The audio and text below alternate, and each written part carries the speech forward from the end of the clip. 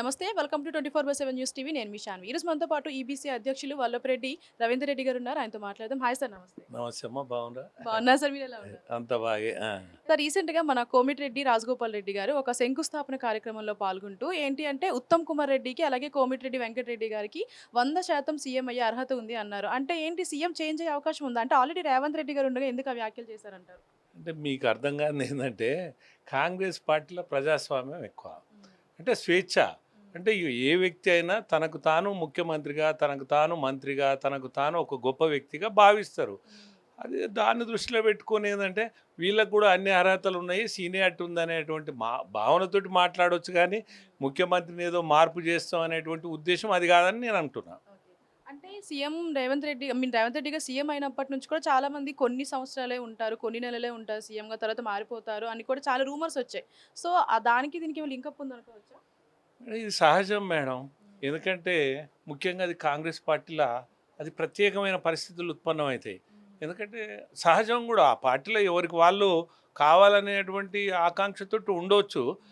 కానీ అట్లని ఏం లేదు. అధిష్టానం కూడా ఆలోచించి అన్ని రకాలుగా ఈ ఏ వ్యక్తితోటి అయితే సరైనటువంటి పనులు తీసుకోవాలో ఆ రకంగా చేస్తుందని నేను అనుకుంటున్నా. ముఖ్యమంత్రి మార్పు అయితే జరగదు. ప్రస్తుతం అయితే ఆ ఆ ఆలోచన అయితే లేదు.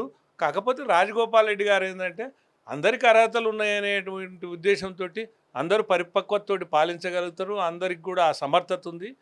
కాబట్టి ఆ పరిపాలన దక్షిణతోటి ఉన్నటువంటి వ్యక్తులు వీళ్ళు అనే విధంగా క్యాజువల్గా మాట్లాడిండు. అది మీకు ఒక వార్తలాగా దొరికిందని నేను అనుకుంటున్నా. అట్లా. Thank you so much. Right. Sir, రీసెంట్గా మన కోమిటిరెడ్డి రాజగోపాల్ రెడ్డి గారు ఒక శంకుస్థాపన కార్యక్రమంలో పాల్గొంటూ ఏంటి అంటే ఉత్తమ్ కుమార్ రెడ్డికి అలాగే కోమిటిరెడ్డి వెంకటరెడ్డి గారికి 100% సీఎం అయ్యే అర్హత ఉంది అన్నారు. అంటే ఏంటి, సీఎం చేంజ్ అయ్యే అవకాశం ఉందా? అంటే ఆల్రెడీ రేవంత్ రెడ్డి గారు ఉండగా ఎందుకు ఆ వ్యాఖ్యలు చేశారంటారు? అంటే మీకు అర్థం కాదు ఏంటంటే, కాంగ్రెస్ పార్టీలో ప్రజాస్వామ్యం ఎక్కువ. అంటే స్వేచ్ఛ. అంటే ఏ వ్యక్తి అయినా తనకు తాను ముఖ్యమంత్రిగా, తనకు తాను మంత్రిగా, తనకు తాను ఒక గొప్ప వ్యక్తిగా భావిస్తారు. అది దాన్ని దృష్టిలో పెట్టుకొని ఏంటంటే, వీళ్ళకు కూడా అన్ని అర్హతలు ఉన్నాయి, సీనియారిటీ ఉందనేటువంటి భావనతోటి మాట్లాడవచ్చు. కానీ ముఖ్యమంత్రిని ఏదో మార్పు చేస్తాం అనేటువంటి ఉద్దేశం అది కాదని నేను అంటున్నా. అంటే సీఎం రేవంత్ రెడ్డి రేవంత్ రెడ్డి గారు సీఎం అయినప్పటి నుంచి కూడా చాలా మంది కొన్ని సంవత్సరాలే ఉంటారు, కొన్ని నెలలే ఉంటారు సీఎంగా, తర్వాత మారిపోతారు అని కూడా చాలా రూమర్స్ వచ్చాయి. సో దానికి దీనికి లింకప్ ఉంది అనుకోవచ్చా? ఇది సహజం మేడం. ఎందుకంటే ముఖ్యంగా అది కాంగ్రెస్ పార్టీలో అది ప్రత్యేకమైన పరిస్థితులు ఉత్పన్నమవుతాయి.